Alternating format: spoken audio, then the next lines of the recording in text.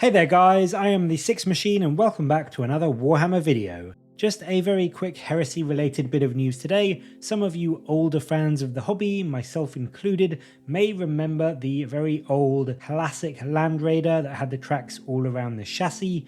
It was big, it was boxy, it looked a little bit goofy, but it was every inch the cool, grimdark, Games Workshop design that I think brought a lot of us into the hobby. And it is back, because yes, the new Heresy Age of Darkness game, which from what I've heard is doing monumentally better sales wise than I think GW was expecting, is getting a new old plastic Land Raider Proteus. And as you can see, it does have the same style of design as the Land Raider we know from current 40k, but it's got more of the older Heresy era aesthetic to it, with the circular style sponsons rather than the squarer ones, and as mentioned, the tracks that go all the way around the chassis rather than being covered by armor. It does genuinely look gorgeous, and I really do love the idea of seeing some more of these Proteus style Land Raiders on the tabletop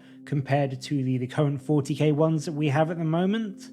I've personally always been more of a fan of the circular style. The old Deimos Predator as well, with its circular turret and circular sponsons, was way better in my opinion than the current squarer Predator, so this Land Raider version is a definite win in my books as well. The article states that it can be built as the Proteus with its assault ramp to send a squad of Terminators straight into the heart of the enemy, supported as you can see by up to 6 las cannons, with the sponsons and the hull mounted variants. Obviously you can take heavy bolters instead if you want, or if you wanted a more support style version of the Land Raider, the Proteus Explorer removes the assault ramp and instead lets you take a dozer blade to help you overcome all of the difficult and dangerous terrain on the battlefield, as well as what is called an Explorator Augury Web. And what this does is it gives you the scout rule to help you get up the board a bit more efficiently and get into position earlier in the game to help you get an advantage